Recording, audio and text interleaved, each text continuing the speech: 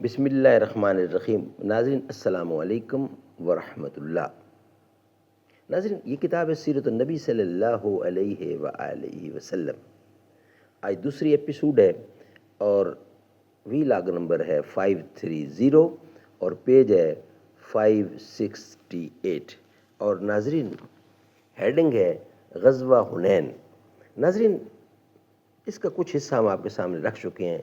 دشمن کی روانگی اور اتاس میں پڑاؤ، ماہر جنگ کی زبانی سپہ سالار کی تغلیط، دشمن کے جاسوس، رسول اللہ کے جاسوس، رسول اللہ مکہ سے حنین کی طرف، اسلامی لشکر پر تیر اندازوں کا اچانک حملہ،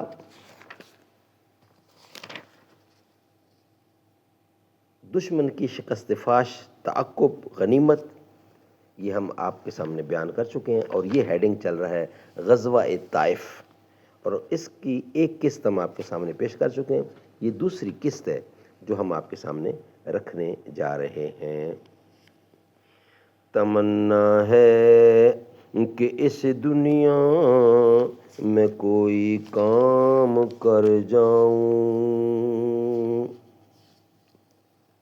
جو ہو سکے تو دشمن اسلام کو ناکام کر جاؤں،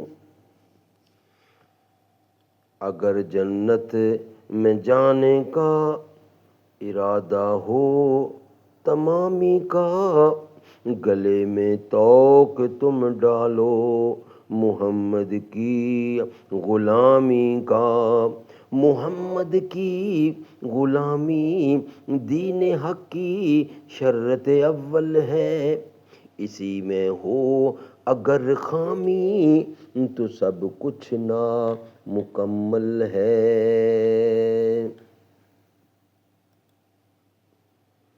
ناظرین، یہ کتاب جس کا ٹائٹل ہے سیرت النبی صلی اللہ علیہ وآلہ وسلم، ناظرین ہم آپ کے سامنے رکھ رہے ہیں غزوہ طائف۔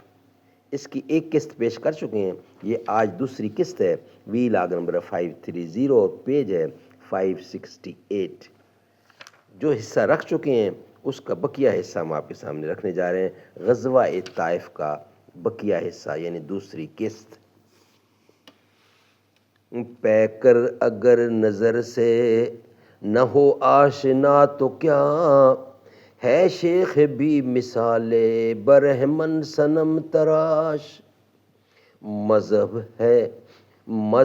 ہے جس کا نام وہ ہے ایک جنون خام، ہے جس سے آدمی کے تخیل کو انتعاش، کہتا مگر ہے فلسفہ زندگی کچھ اور، مجھ پر کیا یہ مرشد کامل نے راز فاش، بنیاد لرز جائے جو دیوار چمن کی، ظاہر ہے کہ انجام گلستان کا ہے آغاز۔ ناظرین، محاصرہ، دوران محاصرہ رسول اللہ صلی اللہ علیہ وسلم کے منادی نے اعلان کیا، جو غلام قلعہ سے اتر کر ہمارے پاس آ جائے وہ آزاد ہے۔ اس اعلان پر 23 آدمی قلعہ سے نکل کر مسلمانوں میں شامل ہوئے۔ انہی میں حضرت ابو بکرہ رضی اللہ بھی تھے، حضرت ابو بکرہ رضی اللہ عنہ بھی تھے۔ وہ قلعہ کی دیوار پر چڑھ کر ایک چرخی یا گراری کی مدد سے، جس کے ذریعے راہٹ سے پانی کھینچا جاتا ہے، لٹک کر نیچے آئے تھے۔ چونکہ گراری کو عربی میں بکرا کہتے ہیں، اس لیے رسول اللہ نے ان کی کنیت ابو بکرہ رکھ دی۔ ان سب غلاموں کو رسول اللہ صلی اللہ علیہ وسلم نے آزاد کر دیا اور ہر ایک کو ایک ایک مسلمان کے حوالے کر دیا کہ اسے سامان بہم پہنچائے۔ یہ حادثہ قلعہ والوں کے لیے بڑا جان کا تھا۔ حضرت ابو بکرہ۔ ناظرین، جب محاصرہ طول پکڑ گیا اور قلعہ قابو میں آتا نظر نہ آیا اور مسلمانوں پر تیروں کی بارش اور گرم لوہوں کی زد پڑی، اور ادھر اہل قلعہ نے سامان بھر کا سامان یعنی سال بھر کا سامان خورد و نوش بھی جمع کر لیا، تو رسول اللہ صلی اللہ علیہ وسلم نے نوفل بن معاویہ دیلی سے مشورہ طلب کیا۔ اس نے کہا لومڑی اپنے بھٹ میں گھس گئی ہے، اگر آپ اس پر ڈٹے رہے تو پکڑ لیں گے، اور اگر چھوڑ کر چلے گئے تو وہ آپ کا کچھ بگاڑ نہیں سکتی۔ یہ سن کر رسول اللہ نے محاصرہ ختم کرنے کا فیصلہ فرما دیا، اور حضرت عمر بن خطاب رضی اللہ کے ذریعے لوگوں میں اعلان کروا دیا کہ ہم انشاءاللہ کل واپس ہوں گے۔ لیکن یہ اعلان صحابہ کرام پر گراں گزرا۔ وہ کہنے لگے ہو نہ ہو طائف فتح کیے بغیر واپس ہوں گے۔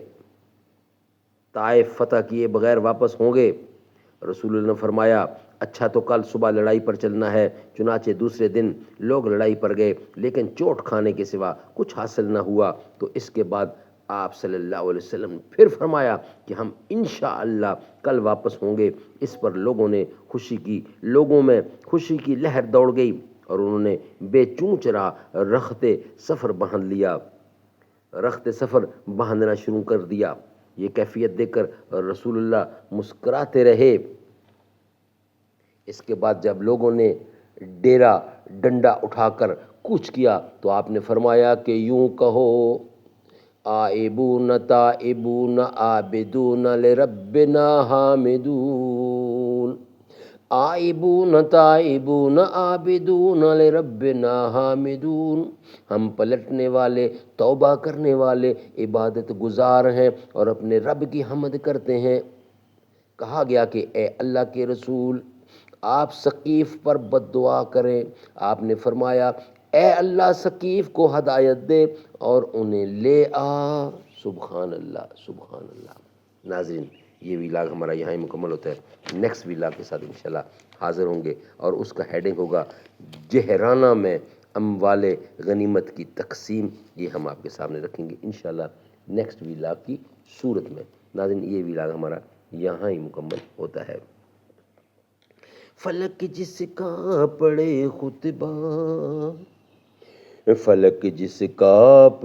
خطبہ وہی فاروق اعظم ہے، زمین پر جسے کہے شورا وہی فاروق اعظم ہے، وہ جس نے خشک دریا پر حکومت کر کے بتلایا، بہایا نیل کا دھارا وہی فاروق اعظم ہے، فلک جس کا پڑے خطبہ۔